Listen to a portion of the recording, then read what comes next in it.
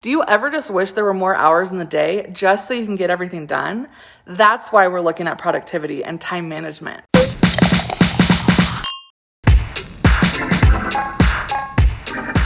Are you always short on time? Like, should you even be doing something else right now?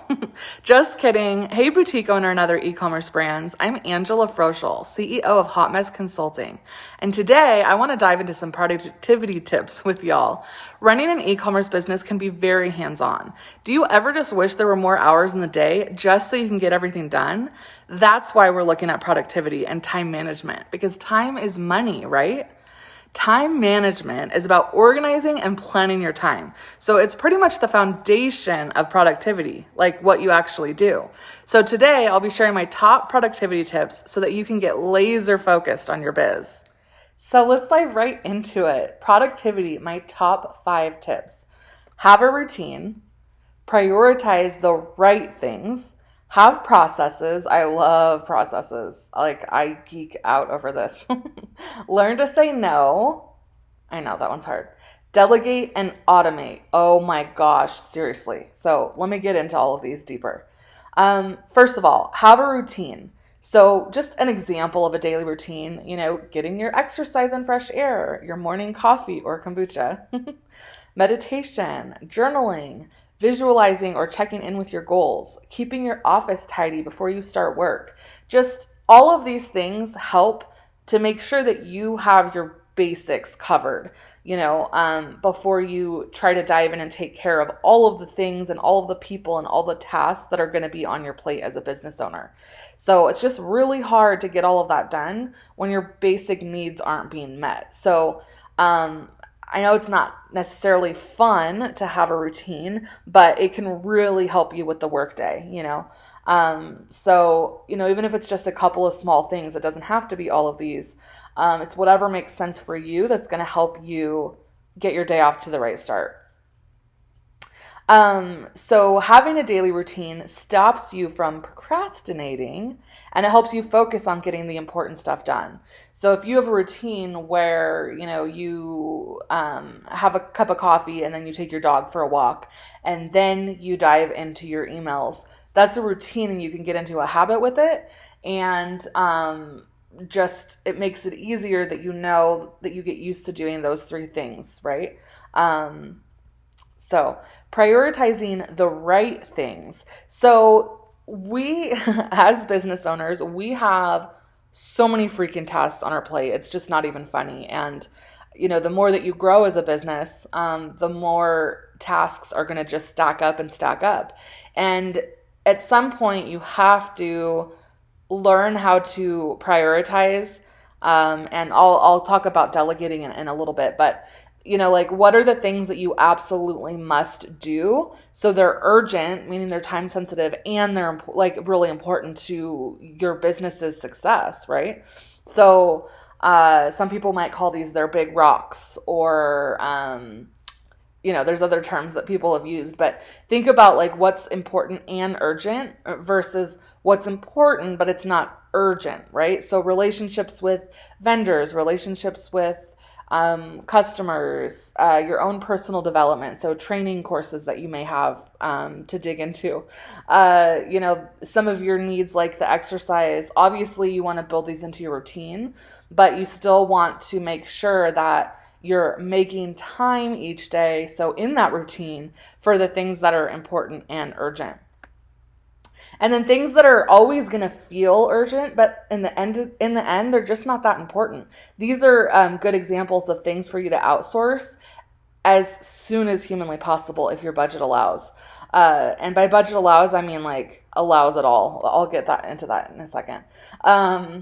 So, and then, what's not urgent and not important, just a waste of your freaking time. There are so many things that we could do as business owners that just aren't helping us move the needle.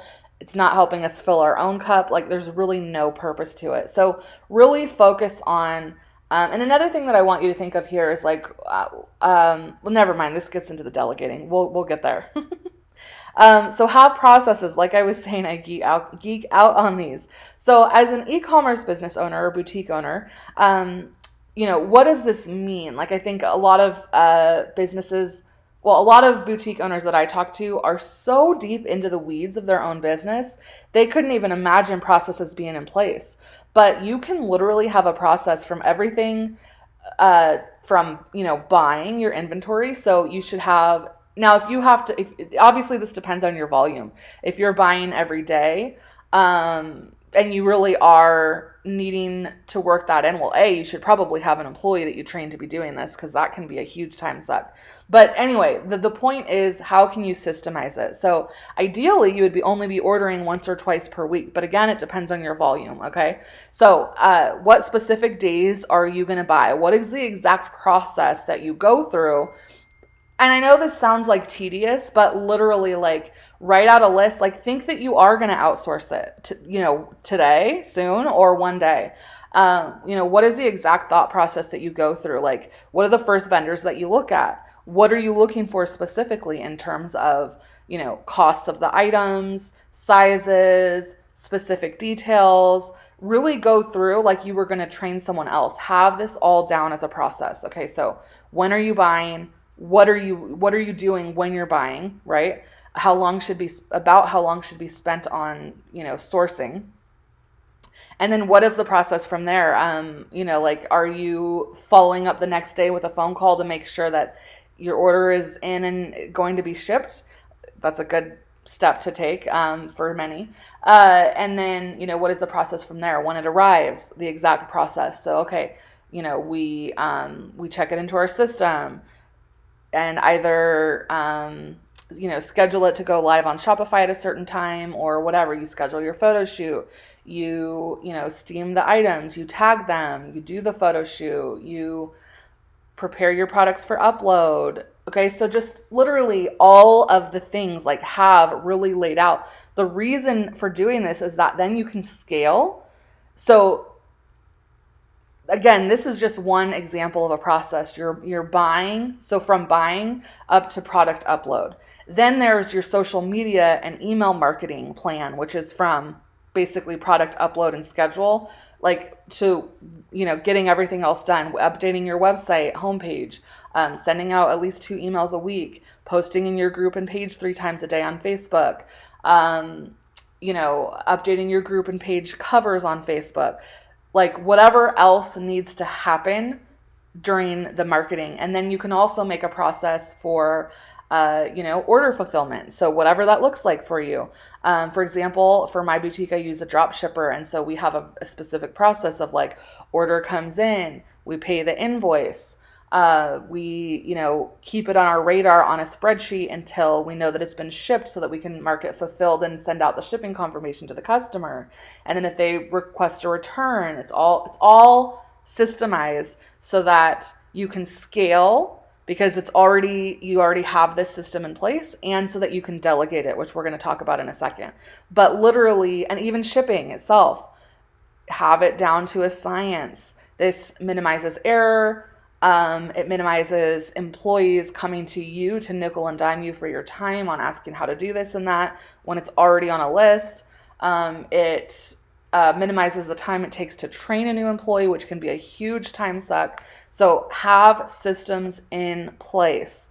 Really, with absolutely everything that you do. There is nothing. Customer service emails, just everything. Learn to say no. It sounds easy, but trust me, it takes practice. Learn what really will make an impact on your life or your business, because it should be making a positive impact on one or the other, or don't bother. Don't waste your time. You don't have time for it. And then my favorite, delegate and automate. So if you're doing everything, you're not in your zone of genius. I don't know if you've ever heard of that term, zone of genius, but you need to be building your team and processes and get as many things automated as you can. So, for example, here we use at Hot Mess, and my boutique, we use Monday.com. It's a program management software of sorts. And this is actually where we house like a spreadsheet that goes through our process. So for example, when those new arrivals come in, we're not, seeing the order in Shopify, adding it to our spreadsheet. Like, that's happening automatically. Now, it's a little thing like that, but it can make a big difference. And if you're able to automate as many tasks as possible, that will lift certain things off of your plate and off of your team's plate. This is why Comment Sold is so helpful. So you're not manually sending out invoices, right? So think about like, what else might you be able to automate, and get curious. You really need to know your systems first, and then figure out, okay, like, what can I automate? Now, you obviously cannot automate everything. There is not a machine available to buy. Maybe there is, and it's really expensive. Who knows at this point? But that can package your orders, that can find your items and package them. Although I bet there is, but I couldn't afford it. Anyway, so think about what everything that you can automate and get that stuff done. Hire someone on, an expert if you need to, if this isn't your expertise, because you also don't want to be spending time on things. So actually, to kind of backtrack a little bit, not only do you want to make sure that you're going to be outsourcing those tasks that really anybody that can do, that are important, but they're not urgent, or they're urgent rather, but not that important. But you also want to make sure that you're outsourcing things that just are going to take so much from you, whether it's time, other resources like energy, just brain power, you know what I mean? Because it is limited, believe it or not. And that's why if you're stuck in the weeds, you don't have the brain power that you need to do some of the bigger picture CEO tasks that you really should be focusing on.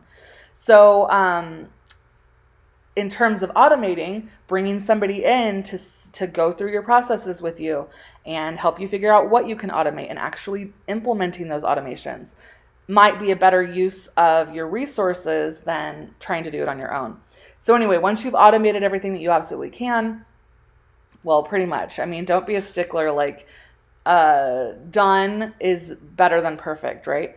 So anyway, delegate the rest. Think about like literally everything. So as a business owner, as a CEO, literally think about it this way. You want to clear your plate completely. Now, let me tell you, it'll never happen. I actually do think it's possible. I'm working towards it, but one day, and not so that I don't have to work, but so that like I can really truly be doing what I love the most, what I'm the best at, and working on new projects, right? So anyway, in the meantime, you want to always be thinking of like, what can you do to completely, especially if you're profitable enough anyway, to just completely clean your plate. So think of, even the things that you don't think that you can outsource, you can. I'm telling you right now, you can. Now, there may be few little things here and there that really need your face, and you just can't outsource them. That's fine. But you can systemize and outsource everything else. Grow a team. And now, I mentioned having the budget. What I mean by that, in my opinion, don't wait until you're raking in so much dough that it's like super obvious that you should have hired someone yesterday.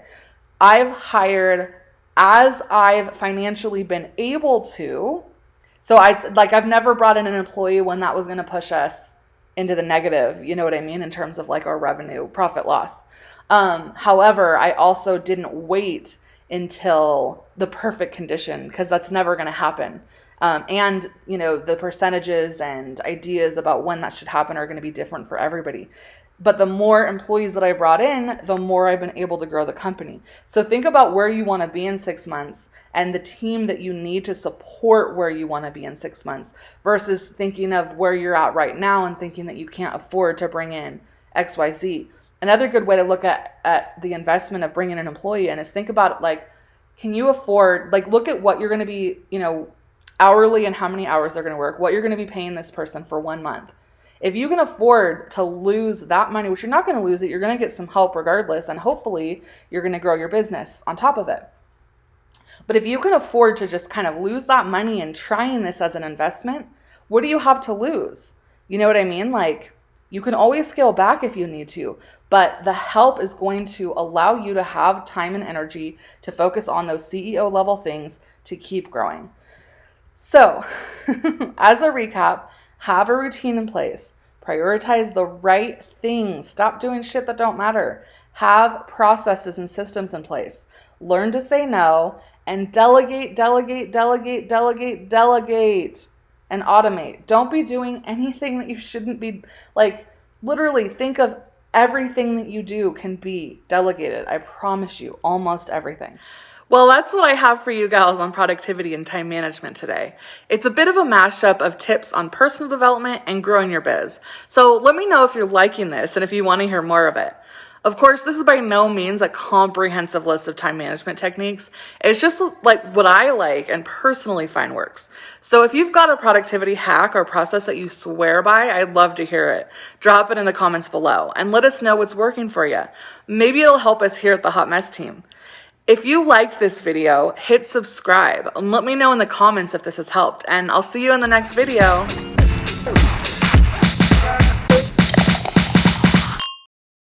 Need more? Check out the blog at hotmessblog.com.